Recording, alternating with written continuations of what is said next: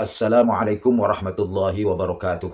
Pemirsa yang dirahmati Allah, marilah kita sama-sama ikuti tausiah yang akan disampaikan oleh Hadratul Mukarram Romo Kiai Haji Agus Mukhlason Rosyid dari Mojokerto. Assalamualaikum warahmatullahi wabarakatuh. Ngapunten Gus, ini kami ataupun saya kan masih awam gitu Gus. Itu pernah mendengar gini, kuncinya kan hanya mengingat Allah gitu Gus. Lah, kalau pernah dengar itu gini, aku nggak sholat wis, sementing aku eling dateng Gusti Allah. Lek ngoten niku pripun Gus?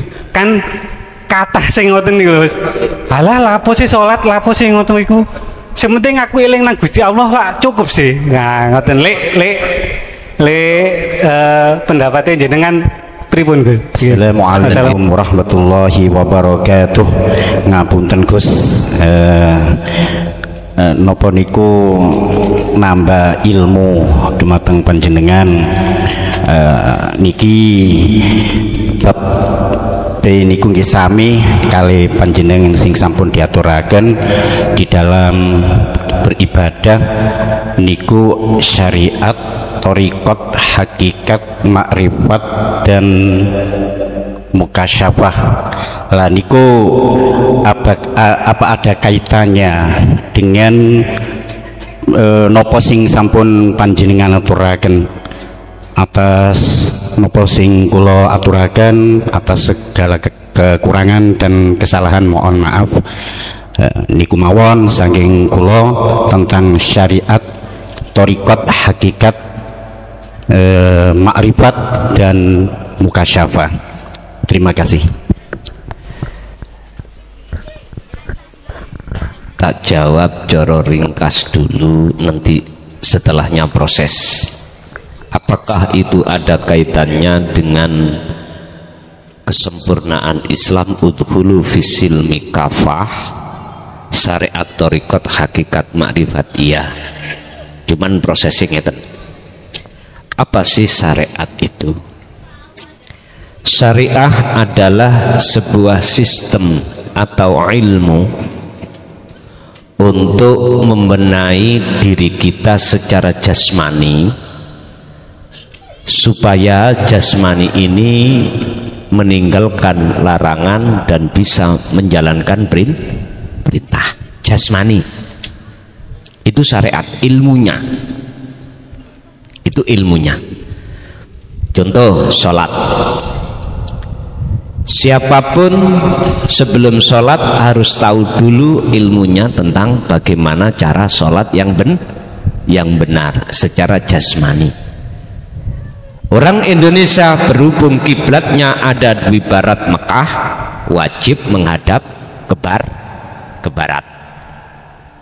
Sehingga saya mulai ujung timur sampai ujung barat Indonesia, mohon maaf, mohon maaf, nggak pernah saya melihat ada masjid imamane ada di timur. Kabeh kok ya ono kulon. Saya kembali, saya ke Lombok, saya lihat, loh ngapain dia wong-wong nek nggawe musala masjid kok imamane ono kulon. Lah ini ilmu yang Rasulullah sampaikan sehingga diteruskan oleh tabi'in. Iki sarengat. Apa itu thariqah? Jalan. Mana jalan kita untuk bisa sampai makrifat, ketemu Allah itu makrifat? Mana thariqah kita? Mohon maaf, saya tidak bicara tentang thariqah yang ada di luar yang disebut thariqatul mu'tabarah modern. Saya tak berbicara thariqah dari sudut pandang hakikat. Nama sholat ikut thariqah, nama ya. Nama kerja itu thariqah, nama rokokan sing durung iso nrimo mohon untuk bingengen dhisik. Ibu masak, nama masak itu toriko. Mengapa saya sebut toriko? Jalan. Itulah fasilitas yang Allah berikan terhadap kita. Tergantung kita itu, kita gunakan jalan itu untuk bertemu Allah apa bertemu selain Allah. Manusia di dunia ini rupanya dua tujuannya itu. Pertama, mingkol bin zahidin, dibuka di dalam kitab hikam. Yang kedua, hati manusia itu kelompoknya mingkol bin rohibin, tujuannya bertemu selain Allah. Cara kula kerja, apa tujuanmu? Oleh duit, bayaran, ngingoni anak bojo. Cari kita uang. Berarti kita tidak bisa menjadikan thariqah ini sebagai fasilitas yang diberikan Allah untuk bertemu Allah. Boro-boro Pak kita ngomong masalah kerja, masalah rokokan, masalah masak, sholat, sudah jelas-jelas Allah berikan kesempatan ini, tapi banyak di antara kita yang tidak bisa dan tidak mau mempergunakan bertemu Allah. Apa sebab? Nah, ini dilalar tutuk subuh keturutan namanya. Tapi tak ringkes mawon. Iku mengke. Kula ringkes. Kembali ke thariqah. Ing mungguh Kanjeng Nabi ku thariqahnya itu mung ana macam loro. Thariqatani muttasilatani billah. Dua jalan yang Rasulullah lakukan untuk bertemu, muktabaratun muttasilatun lillahi maring Allah. Ada dua, apa? Ibadatul mahdoh dan wairul mahdoh. Ibadah murni dan tidak murni. Sing murni contoh sholat, zakat, poso, haji, lan sak piturute maca Quran dan apapun, iku murni. Rasulullah jadikan itu sebagai jalan thariqah untuk bertemu Allah. Yang tidak murni, dahar, ngunjuk, makarya, kerja, apapun jenengan, itu Rasulullah jadikan sebagai jalan untuk bertemu Allah. Itulah Pak yang disebut thariqatun muktabaratun, sing sambung nang Gusti Allah. Kita sebagai umatnya Bapak, mohon maaf, sudah dikasih thariqah khusus yang tergabung di dalam, mohon maaf, wadah namanya Jatman Indonesia ini, ya dah, yang terkenal thariqatun muktabaratun.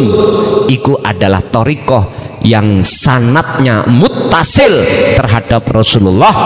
Jarang yang bisa melakukan, menjadikan itu bisa bertemu Allah ketika khususiyah atau suluk tidak bisa. Apa sebab? Ini yang harus kita buka. Nyun sewu Pak, kebanyakan yang sudah masuk dalam thariqah khusus wau lho nggih, muktabarah wau wis tua-tua, umur iku wis mingglik. Mingglik niku berarti wis nyedeki pati. Berapa tahun kita ada di thariqah khusus tadi? Mohon maaf, di setiap saat kita ikut khususiyah, tawajuh, tapi mengapa kok belum kebuka alam makrifat datang Allah pertemuan? Iku apa sebabnya? Loh niki lho yang harus dibahas di tengah-tengah saudara saya thariqah, di dalam thariqah masing-masing dengan para mursyidnya. Mestinya harus dibahas Pak, itu mestinya loh.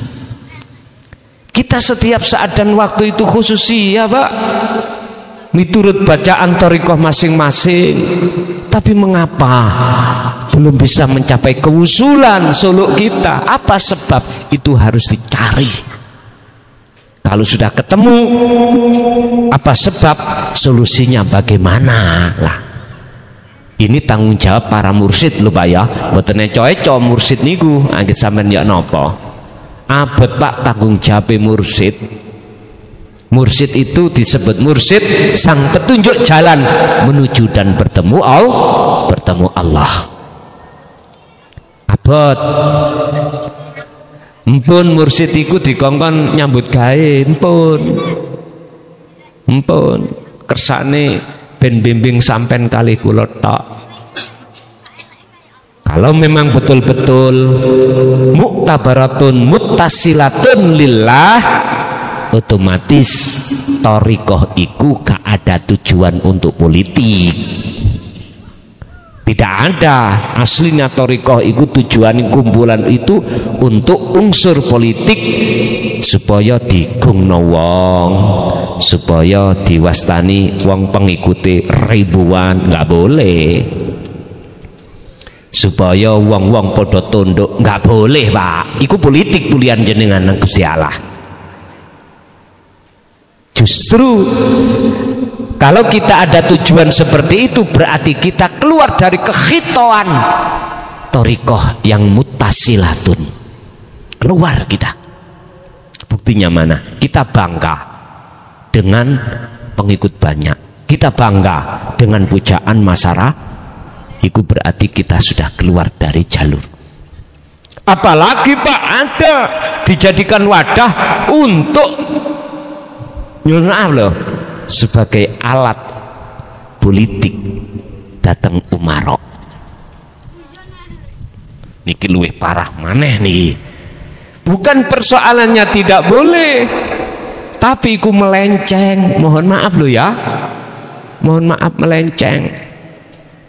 Silakan secara fisik ada manfaatnya di situ. Sing penting ati sampean ojo pisan-pisan ngajarno pengikut jenengan untuk keluar dari asli tujuan. Apa sih tujuannya kita berthariqah? Adalah pertama masuk di dalam takarrub terhadap Allah, kedua tazkiyatun nufus, ketiga adalah limardhatillah. Kita harus bersuci diri dari iman-iman yang ada di dada kita selain terhadap Allah, lewatnya khususiyah tadi ya, lewat dzikir tadi ya, lewat dzikir. Yang ketiga adalah limardhatillah, bertemu Allah. Tapi jikalau bertahun-tahun, kita bahkan puluhan tahun Pak nyun sewu, mengapa tidak lekas kunjung limardhatillah atau liqa'illah, bertemu Allah? Karena hati kita belum mengenal sejatine zikir. Kuncinya, sebabnya ada di situ. Bon. Kalau fasilitas ikut thariqah, lah hakikat itu apa? Hakikat itu adalah tujuan. Ilmu sing bimbing sampean tujuan mung siji, fa'budu hadzal siratul mustaqim. Itu Pak yang kusebut ilmu tauhid, ilmu sing kanggo mengesakan terhadap Allah, ilmu untuk meniadakan perkara selain Allah di dada ini, selanjutnya untuk menetapkan, mengifatkan hanya Allah di dalam hati jenengan. Nyun sewu, itulah hakikat akhirnya. Tujuan sampai sholat tidak mencari pahala, tidak mencari surga, karena pahala surga itu masih klebu minal mukawwanat, sebagian daripada yang disebut makhluk. Disebut makhluk karena pahala dan surga itu adalah ciptaane Gusti.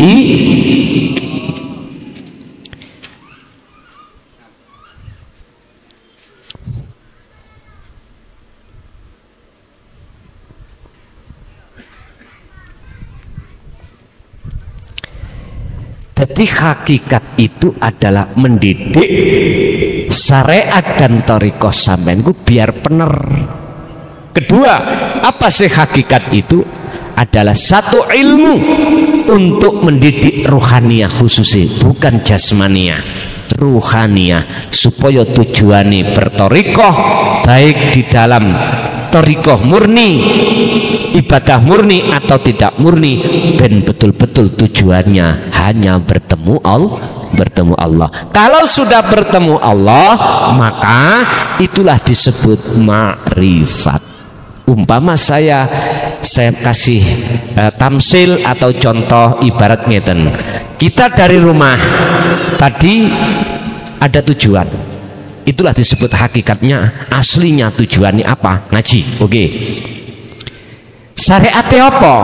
Kendaraan kita apa? Ada yang pakai sepeda, ada yang pakai mobil, ada yang pakai sandal, jalan kaki. Hakikatnya apa tujuan? Tujuannya ngaji. Otomatis ini akan sampai makrifat manakala jenengan tahu jalannya. Mana sih jalannya? Apa mau? Kapas Baru 3 RT 15. Jenengan akhirnya dibimbing Sherlock sing gak tahu. Lalu luwe jenengan sudah tahu tempatnya. Jogja, saja. Lah sing gak ru tempate, nggih sik bingung, Pak. Itu ibarat jenengan dereng ketemu Allah, dereng nanti. Kulat salat dereng nanti ketemu. Sik bingung. Makanya ada namanya warid. Apa warid?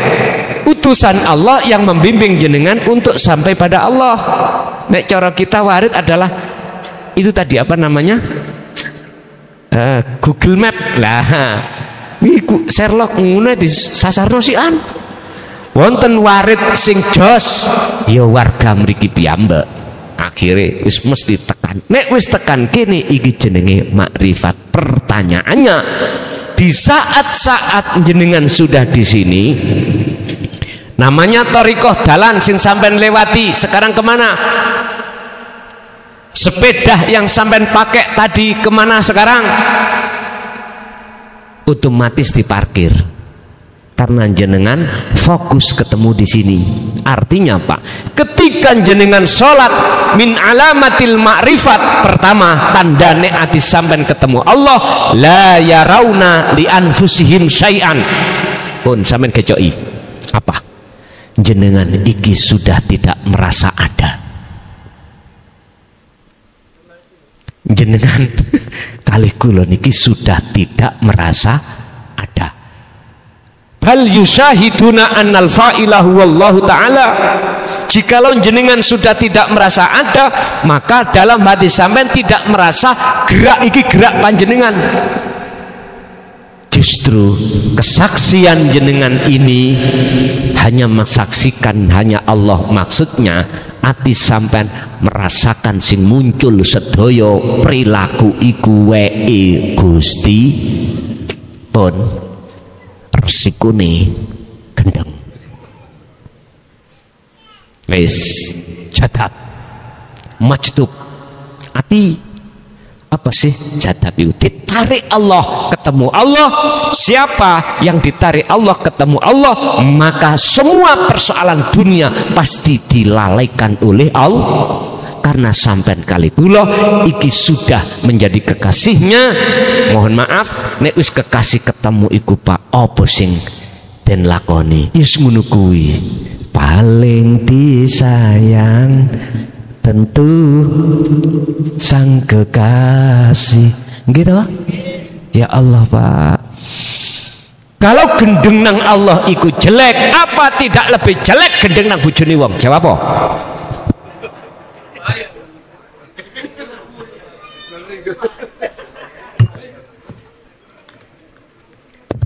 Pilih ndi terserah. Ayo pilih ndi terserah sing jawab, gitu. Nek cara kula sih semuanya nggak ada yang salah. Mengapa nggak ada yang salah? Saya tidak memandang dari sisi nafsu, saya memandang semua karena Allah. Tapi keduanya pasti ada konsekuensinya masing-masing. Ngoten lho Pak. Tapi tujuan satu-satunya sampean kali kula ning donya wa inna ilaihi, piye carane isok bali, besok isok bali, ya sekarang bali ya. Carane ya napa? Nyun sewu.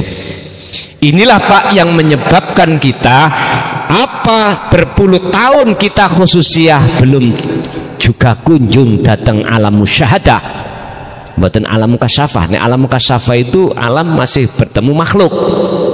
Yang perlu bahas alam musyahadah, alam makrifat bertemu Allah. Karena di dalam hati kita pertama masih terkumpul takfirud dunia, yang disebut syahwatud dunia, kesenangan hati terhadap apa yang dibisikkan nafsu. Apa nafsu? Membisikkan inna nafsa la amaratu bisu, melalaikan Allah, ngajak lali nang Allah. Bon, iku lewat mana nafsu ngajak lali datang Allah? Ati iki lewat ditukno syahwatud dunya. Wa zuyyina linnasi hubbus syahawah minan nisa wal banin bla bla bla bla. Urusan kesenangan kehidupan dunia wis iku kuncine. Sebab apa kita itu kok ya belum jebul-jebul. Carane bagaimana? Pun sederhana, nek gelem belajar gendeng nang Gusti. Carane belajar gendeng ya apa? Buka di dalam surah Al-Ahzab ayat 4142. Dan buka.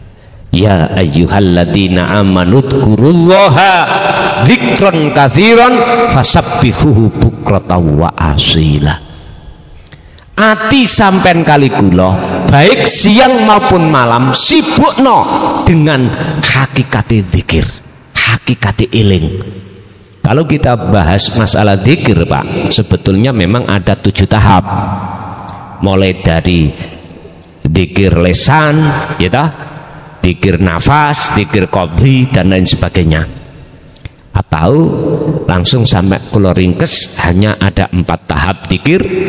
Miturut syariate disebut zikir jahri, miturut torikoi disebut zikir siri, miturut hakikate disebut sirul asrar, miturut makrifate fana'u dzikri. Nyun sewu, ndi sing disebut dzikron katsiron, hakikate dzikir. Sebab mengapa sampean kudu curiga, mengapa ada fi'il amar di belakangnya itu ditambahi maf'ul mutlak. Lah niki cara wong iku saking pentingnya dibaleni maneh. Sing balenan iku luwih meyakinkan. Contoh misalnya tak ceritakno, Pak, ning ngene terminal mang temen ya, tak ceritakno sampean ono kejadian kecelakaan. Ya iya ta, temen lho ono lho iku lho. Berarti faedah li taukid, faedah meyakinkan jenengan. Isoke bener keyakinan sampean berangkat nang terminal tonton oh joe. Berarti jenengan gak tembung jari. Ilmu yang apa aku sampaikan malam hari ini tembung jari. Buktikan. Khalwato, buktikan. Ya apa sih sejatine Allah iku? Sampean buktekna. Ya apa sih raosi ketika kita salat khusyuk? Buktikan sendiri. Nek mung jare nih Pak, nggih nyun sewu. Ya bati-bati beke. Nyolong bebek sak telek. Nggih ngapunten ingkang kathah. Jangan biasakan kita berpola pikir beke. Jari nih katanya harus kita buktikan. Ya, jadi ketika saat antara syariat jadi satu dengan makrifat, itulah yang Allah katakan dalam surah Al-Baqarah ayat 208. Liru 208. Allah katakan, ya ayyuhalladzina amanu khulu fisilmi kafah. Mengapa kita sudah beriman kok disuruh masuk di dalam agama Islam dengan sempurna? Karena iman kita belum ihsan. Bentuknya kalau kita iman menjalankan perintah, meninggalkan larang, iku secara fisik. Roh sampean kali kula belum. Makanya waktu sholat jenengan gak iso khusyuk, persoalan di situ. Iso khusyuk ruh sampean iku dasarana dengan ilmu hakikat. Dengan begitu sampean akan tahu tujuan. Kalau sudah tahu tujuan, maka pasti akan bisa makrifat. Mengapa saya katakan pasti? Buka di dalam surat Al-Ankabut ayat 5. Iku janji Allah, barang siapa di antara Anda ada keinginan untuk bertemu Allah, maka pasti Allah sudah berjanji dalam satu waktu yang sudah Allah tentukan pertemuan itu terjadi. Bahkan ini sebagai teladan Rasulullah. Al-Ahzab 21. Laqad kana lakum fi Rasulillahi uswatun hasanah. Pundi wujude uswatun hasanah liman kana yarjullah. Terhadap hati seseorang yang ada keinginan untuk bertemu Allah. Orang itu Pak lebih banyak kepinginan ketemu dunia ini mewah. Kebanyakan. Jarang sing pingin ketemu Allah. Cara jenengan kali kula pundi isinin dunia. Surga iku dunya, neraka iku dunya, ganjaran iku dunya. Maksudin dunya iku makhluk. Jelas ati sampean kepingin ganjarane kathah. Dilupukno surga ben sak Firdaus iku lho cah makhluk. Coba kita buka dalam Al-Qur'an tentang sholat. Bagaimana sih sholat itu? Arahnya kemana? Buka contoh dari Nabiullah Ibrahim memberikan contoh kepada kita, surat Al-An'am ayat 79. Di situ dikatakan inni wajjahtu wajhiya lilladzi fatarus samawati wal arda hanifan wa ma ana minal musyrikin. Mengapa ditutup kalimat ini ada kalimat aku sudah tidak lagi golongan orang-orang yang menyekutukan Allah? Karena apa? Karena ini wajah tuat dia, karena sesungguhnya ruhku sudah kuhadapkan terhadap wajah Allah. Wis angel nek ngomong wajah Allah, nek wajah klason ya iki lho, ngoten lho. Wajah Allah ya dunya sak isine iki Pak. Ayo yang iki le kurang cetha ya mbuh rek ya. Tapi kita sebagai umatnya kebanyakan madepe lilladzi fatarus samawati wal ardo, isine langit isine bumi, alam muhadara alam mukasyafa. Ini sukalah hati kita terhadap karomah. Bisa mlaku ndukure banyu, bisa nyulap godhong tadi duit. Masya Allah. Belum Pak, itu belum sampai nang Allah, masih jauh kita. Bapak Ibu hadirin rahimakumullah. Jadi pertanyaan tadi mulai syariat, thariqah, hakikat, itulah kesempurnaan dari satu Islam. Berarti kalau kita belum mencapai makrifat, jangan terlebih dahulu kita ngomong sudah Islami sempurna. Ketika kita sholat tidak pernah kodok, bahkan cowong, jangan dulu kita mengatakan kita muslim sejati.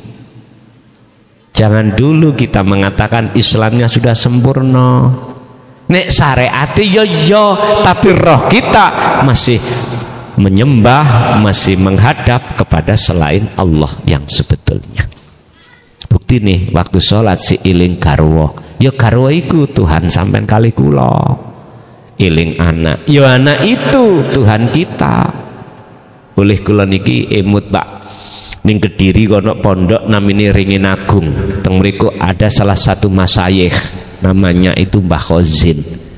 Kula niki dilokno sekitar tahun 90. Nek Gusti Allah ku niku kuwatah.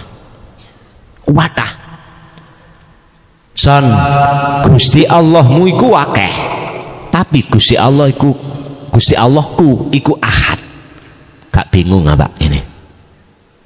Padahal ning Quran kabeh Allah iku ahad, kok ngomongi aku akeh.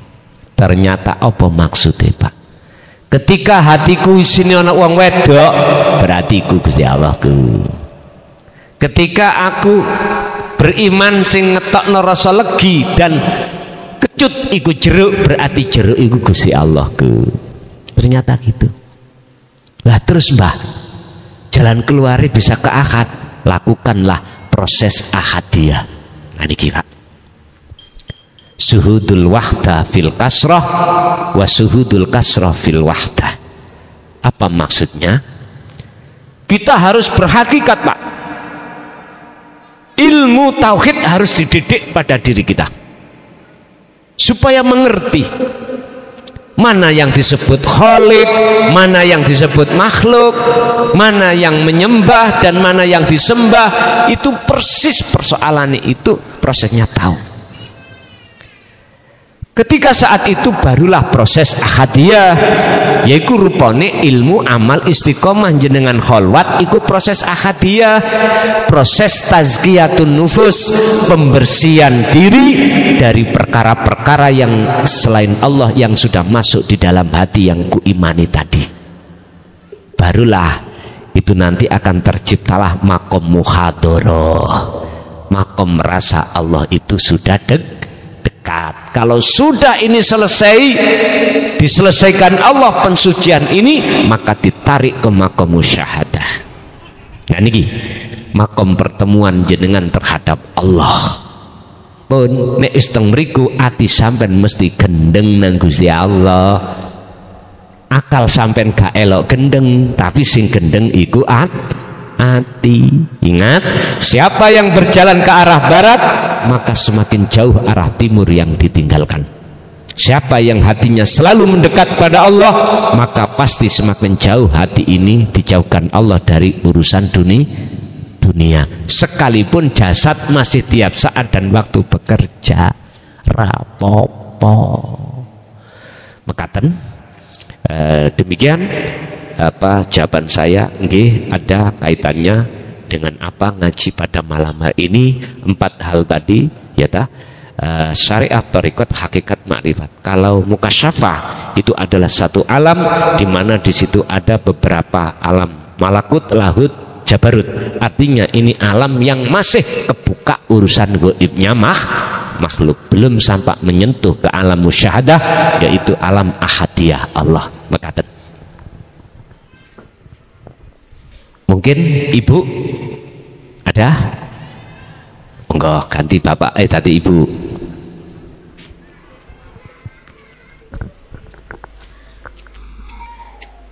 Assalamualaikum warahmatullahi wabarakatuh. Gus niki wonten pertanyaan. Ada dunia dan akhirat. Kok apa akhirat niku bisa dirasakan ketika kita masih hidup, masih bernafas? Kadosane niku masih di dunia. Nggih, masih di dunia, tapi merasakan bahwa segalanya niku dirasa kosong, ndak ikut apa-apa, tapi masih diperjalankan dengan aktivitas bekerja kemana-mana dengan indahnya, dan segala musibah pun dijadikan indah, Gus. Karena seakan tidak percaya, saya yang punya anak satu-satunya putri diambil lebih duluan, tapi ternyata kok terasa Gus mau iso gendeng langsung memang, tapi gilanya itu kok dijadikan terasa indah sampai tua berdampingan dengan pasangan yang tadinya itu ribet ruwet, dan sekarang itu dijadikan kok indah, sangat indah sekali, Gus. Sampai kita ditenggelamkan di tauhid, seakan-akan dengan ilmu-ilmu itu dijadikan manfaat, dan yang dijalankan di dunia itu seakan memang tidak ikut berperan, Gus. Ya Allah, betapa indahnya napa niki sing dinamakan akhirat niku, Gus. Nggih, ngoten mawon. Assalamualaikum warahmatullahi wabarakatuh. Waalaikumsalam warahmatullahi wabarakatuh. Intine, apakah akhirat itu bisa dimasuki ketika saat kita masih di dunia? Nah, itu ndak? Wis, intine ngoten. Sebelum kami jawab, tolong dibuka surat Al-Qasas ayat 77. Itu sebagai landasan hukum. Wabtagi dondole ono sira fima ing dalem opo ataka kang nganugrahake nekakake ka ing sira sapa Allahu Gusti Allah. Tentang apa? Apa sing dianugrahna? Darul akhirata, yaitu panggonan akhirat. Mengapa akhirat kalau toh itu terjadi setelah hari kiamat besok, sekarang disuruh mencari? Sampai nek ngaji Quran nggak cukup mempelajari dari sisi nahwu sorofnya, nggak cukup. Kita harus mengerti balaghah mantiknya, dan itu nggak cukup kalau kita tidak menyelami tafsir mutasyabihat, tidak akan ketemu, Pak. Kalau boleh lewat ayat ini saya ungkap maksud makhlus syahid Allah. Waalaikumsalam. Menurunkan wahyu ini mengedukkan. Itu tertanda bahwasanya alam akhirat itu sudah terjadi di dunia. Tapi ini bila mana disikapi dari golongan kita yang ada di syariat, nggak bisa terima. Sebab dikatakan alam akhirat itu kalau sudah terjadi hari kiamat. Kiamat itu apa? Semua hancur, yang ada cuman Allah. Kalau boleh saya katakan, jikalau perkara selain Allah, masih wallah, dalam hatimu sakliyane Allah itu sudah fana, yaitu kiamat asli nih, ngoten loh. Berhubung kita tidak mengerti tafsir di dalam mutasyabbihah, maka kita tidak akan pernah percaya dan mau menerima, ngoten lho niku, siapapun kita. Oke. Kalau toh alam akhirat itu kita adanya setelah hari kiamat yang dimaksud secara syar'i, mengapa sekarang harus kita cari? Ingat, kita dimasukkan Allah surga bukan karena sholat, Pak, bukan karena zakate, bukan karena hajine, bukan karena amaliyah yang kita lakukan, bukan karena rahmati Gusti niku. Ingat, Pak, buka titik ae. Urusan ati jarem, urusan buri. Ya. Mboten napa-napa? Tolong sampean buka makalah di dalam kitab Hikam yang mengatakan al-a'malu suwarun qaimatun wa arwahuha wujudu sir ikhlas fiha. Amaliyah apapun, Pak, apapun tanpa kecuali, ya. Ibadah apapun tanpa terkecuali, jikalau tidak dikasih rohnya amal ibadah iku mang tadi laksana seperti patung, tak berguna. Contoh salatku nggak ono roe, nggak berguna di mata Allah, lupa ya, di mata Allah. Pundi roe ibadah atau amaliyah wa arwahuha, yaiku wujudu sirri ikhlas fiha, yaiku wujud rahasiane ikhlas.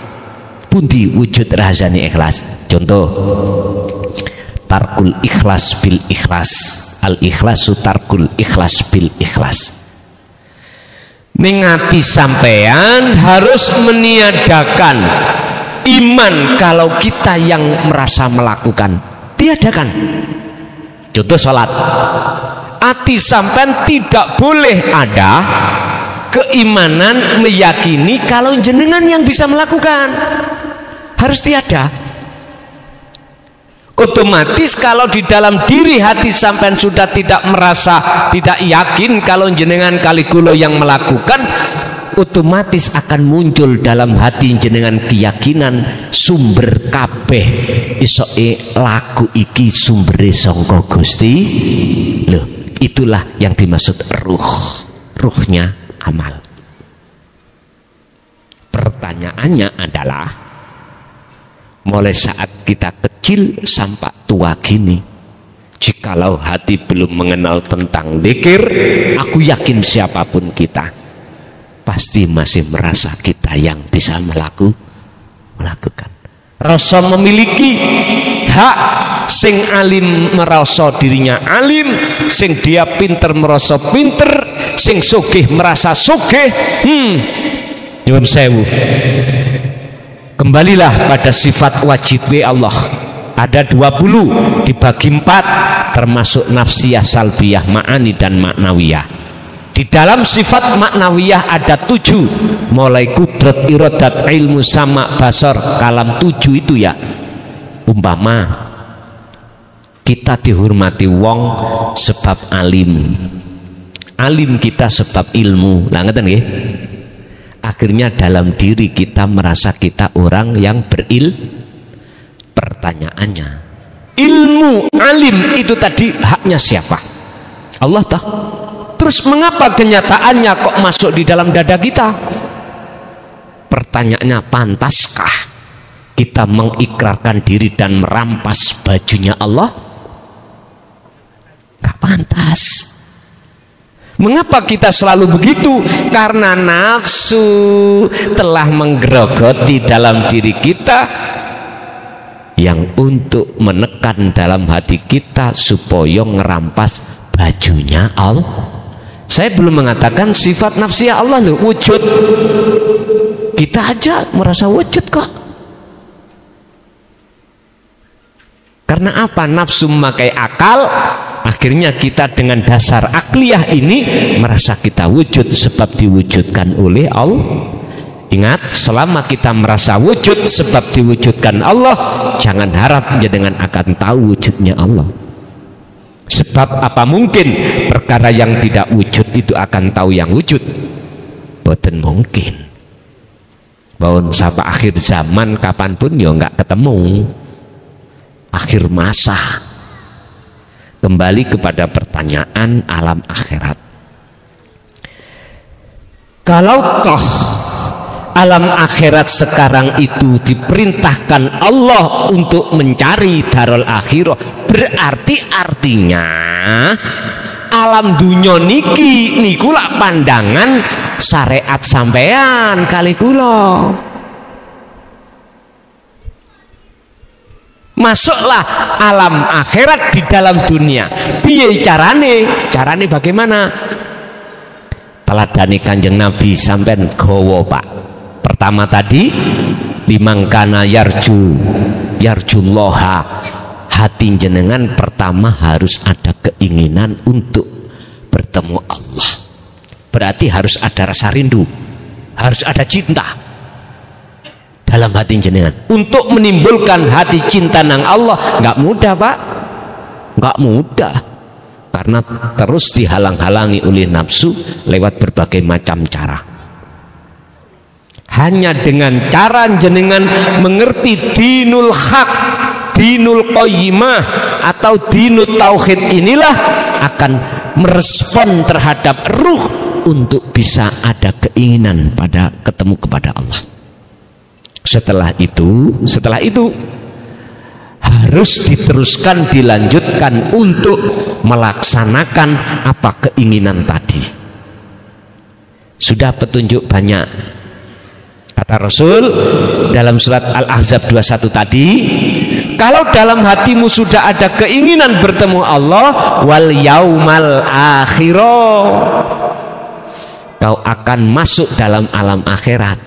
Artinya kuncine sampai ke alam akhirat masuk, dimasukkan Allah ke alam akhirat, wajib perkara selain Allah termasuk dirimu fana, harus hancur, harus tiada. Jenengan kali kula harus merasa tidak ada sudah. Ini gak mudah loh, Pak ya. Tempuane tadi loh, tadi saya katakan kholwat tadi loh. Tempuane seperti itu, nggak mudah.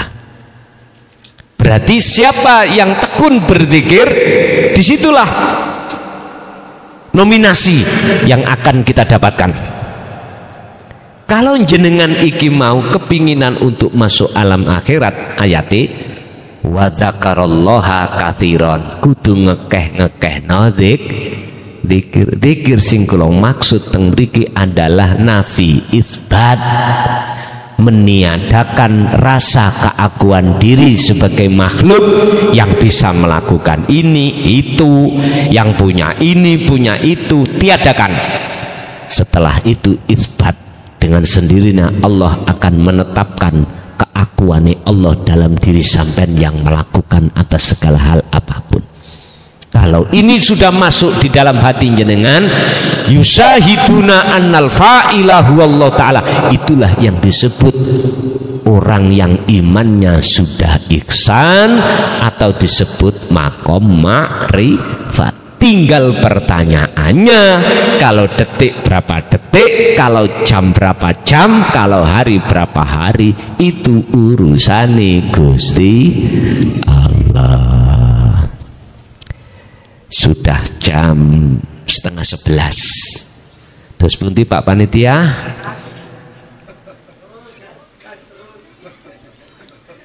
Kiwaku gas terus, kananku rim terus, gaspol rim pol. Mbok nggih pun kula manut panitia mawon. Terus pundi? Nek wonten monggo. Asik wonten monggo. Memang ngaji seperti ini Pak, jarang yang meminati. Estu, saya sudah 25 tahun mendakwahkan tauhid niki secara terang-terangan ngeten niki. Dibenci kula wis biasa.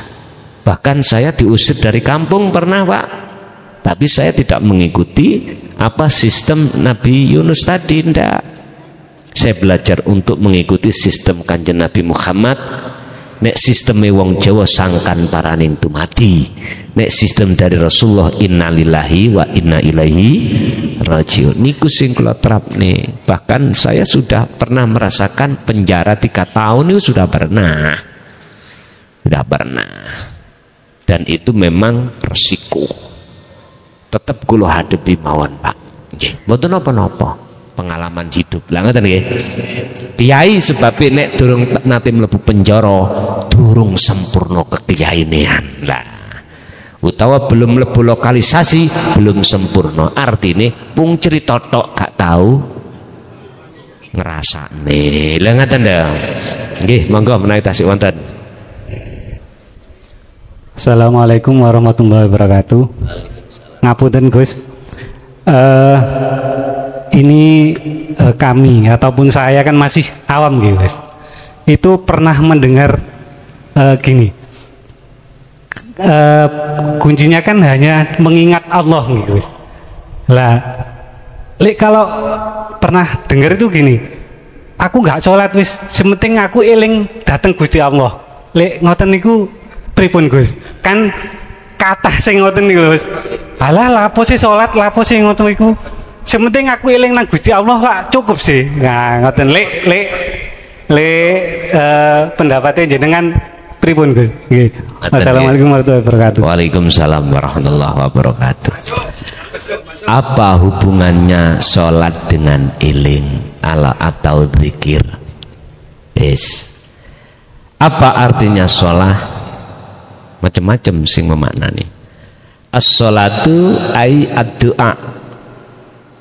Dalam ad-du'a sampean artikan memohon atau menghadap, terserah. Nek cara kula mengartikan wis bener karo-karone. Ngoten. Doa njaluk monggo. Doa diartikan menghadap monggo. Tapi nek jenengan kali kula, nek jenengan tanglet, doa atau sholat secara hakikat itu bagaimana? Ya menghadap. Fa'budu do madhepa sirahu ing Allah, hadza utawi iki fa'budu iku siratum mustaqim, disebut dalan sing lurus. Tinggal pertanyaannya, benarkah sholat secara lahir syariat itu kau jadikan sebagai penghadapanmu terhadap Allah? Niku nek cara kula bahas luwih penting niku. Harus ditanya pada diri kita masing-masing, sudahkah kau jadikan sholat itu menghadap dan bertemu Allah? Kalau belum, ya ojo gampang nyalahno wong durung sholat. Ngoten nek cara kula lho ya, ngapunten. Sebab nek Kanjeng Nabi ngkei nyun sewu ya, ngkei pengajaran, ojo gampang ngevaluasi atine wong liya sadurunge ngevaluasi diri sendiri. Niku nek cara kula. Ngapunten Kang Kathah. Dari pertanyaan sing penting eling walaupun gak sholat itu bagaimana, Pak? Niku kinayah, Pak. Berhubung kita nggak mengerti tentang apa sih mahua adzikru, mahua as-sholah, akhirnya kita memakai penterjemahan artinya ngene, sing dimaksud sholat itu jungkar-jungkir, ngoten toh? Kebanyakan itu, kebanyakan ngoten.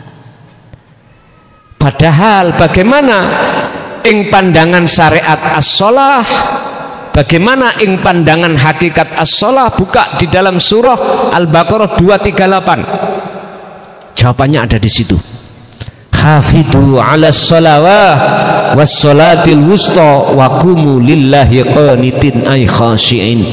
Jangan harap Anda bisa sholat khusyuk tatkala Anda hanya menjaga sholat syariat saja.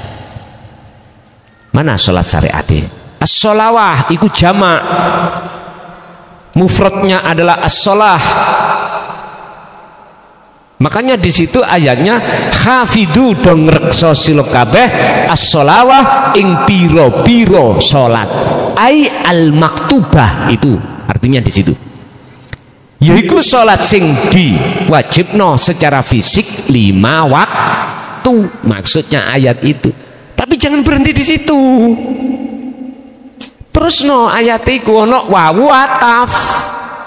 Wawu sebagai penyambung memutasilkan antara sholawah dengan wassolatil wusta, pakai mufrad, pakai ahad. Sholat sing sejati disebut sholat wusta, tengah. Iku sholatir ruh, bukan sholat asar, bukan sholat maghrib. Sebab ngeten, wassolatil wusta niku kula buka tafsir mulai dari Jalalain, Munir, Mundir, Ibnu Katsir, ulama khilaf. Ada yang mengatakan asar, ada yang mengatakan maghrib. Kalau dikatakan maghrib atau lah kembali lagi as-sholawah. Sebab dalam as-sholawah duhur, asar, maghrib, isya, terus di situ tengah-tengah 5 iku ndi? Ngoten lho. Syariate ana sing mengatakan asar, 5 kan dijogok tengah-tengah kan sing 3. Ada yang mengatakan maghrib. Iki sarengate, Pak. Hakikate wusta iku tengah adalah ruh, tidak nganan, tidak ngiri. Artinya ini sama dengan maksud di dalam surah kalau yang mengatakan wa ma umiru illa liya'budullaha mukhlishina lahuddin. Tidak diperintahkan Anda hanya menyembah Allah dengan hati yang bersih. Nyun sewu, berarti ki sholat hakikat. Sholat hakikat. Inilah Pak yang ku maksud. Yang dimaksud sholat ya tadi loh. Cara dohirin jenengan iki lapo-lapo, sing penting batine lah ngoten nggih. Terus kita harus tahu elingku yang bagaimana, dzikir yang bagaimana. Yang dimaksud dzikir di sini dalam Al-Ahzab 41, dzikron katsiron, ini sejatine dzikir dalam hatimu sudah tidak ada siapa-siapa termasuk dirimu, nggak ono. Berarti jenengan gendeng majedub. Memang wong majedub iku gak kewajiban lah. Pertanyaane yaiku hakikate dzikir gendeng. Lan jenengan gendeng apa ora? Gendeng itu bigori aklin mbak ya, akal nggak sehat sudah. Memang bener luwih api eling walaupun gak sol iku maksudnya ngoten. Nek jenengan gendeng atine yo gak kewajiban salat. Sampai jane gampang Pak, pengen gendeng gua turwo. Ojo tangi. Enggak mati, iku namanya koma. Koma asluhu qawama ala waznin fa'ala. Loh, sampean tingali ning surat apapun tentang masalah sholat mesti memakai kalimat koma, enggak ada yang fa'ala, enggak ada. Nek ono wis ta nyun sewu sak njaluk sampean opo tak gemeh nih. Wis sampean goleki surat opo, ayat opo tentang bab sholat kalau memakai kalimat fa'ala njaluk sak pira tak tuku. Setahu saya berapa puluh tahun nih? 50 tahun lebih ya. Saya menggali 30 juz itu 114 surat, satu pun tidak menemukan, justru yang ada semuanya koma. Makanya wakumu lillahi qanitin, gue akan isok sholat khusyuk manakala kau tidak hanya menjaga sholat secara fisik tapi juga ruhaniyah. Begitu. Iku menurut pandangan kula tadi atas pertanyaan jenengan eling sing gendeng tadi. Nek eling sing gendeng wis bener. Jenengan kali kula ya wis gak ketatapaan hukum. Niku namine majdu.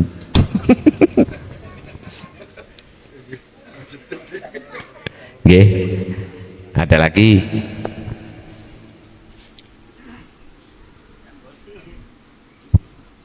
Sampun?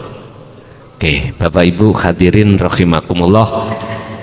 Manakala apa materi ini kok ya ning ati ana sing sondok nyelekit ning ati sampean, estu kula secara pribadi nyuwun agungi pangapunten. Ingat, saya tidak punya maksud apa-apa, hanya satu hal, jenengan piye sadurunge bali nang Gusti Allah, ruhaniyah iki wis ketotot dalane nang Gusti. Cuman itu aja. Saya jauh-jauh dari Mojokerto ke Surabaya hanya mengambil satu pesan, ojo mati dhisik sebelum jenengan iki wis ketemu Gusti Allah. Cekak bingung roh kok. Barangkali juga dari lesan ucapan saya misuh tadi nggih, sing damput tadi lo ya. Barangkali menurut wong Surabaya kok ya saru, kalau atas nama pribadi mukhlason nyuwun agunge pangapunten. Muga-muga ilmu apa sing sampun kita terima tadi menjadi ilmu yang manfaat barokah fitini wa dunya wal akhirah. Lahumul Fatihah. Pemirsa yang dirahmati Allah, demikian tadi tausiah dawuh-dawuh wejangan dari Romo Kiai Haji Mukhlason Rosid dari Pondok Pesantren Jaya Baru Bangsal Mojokerto. Semoga apa yang disampaikan kita semua bisa mengambil manfaatnya dan bisa kita melakukannya. Amin, amin, ya Rabbal Alamin. Demikian dari saya sebagai pengantar acara. Kurang lebihnya mohon maaf. Wassalamualaikum warahmatullahi wabarakatuh.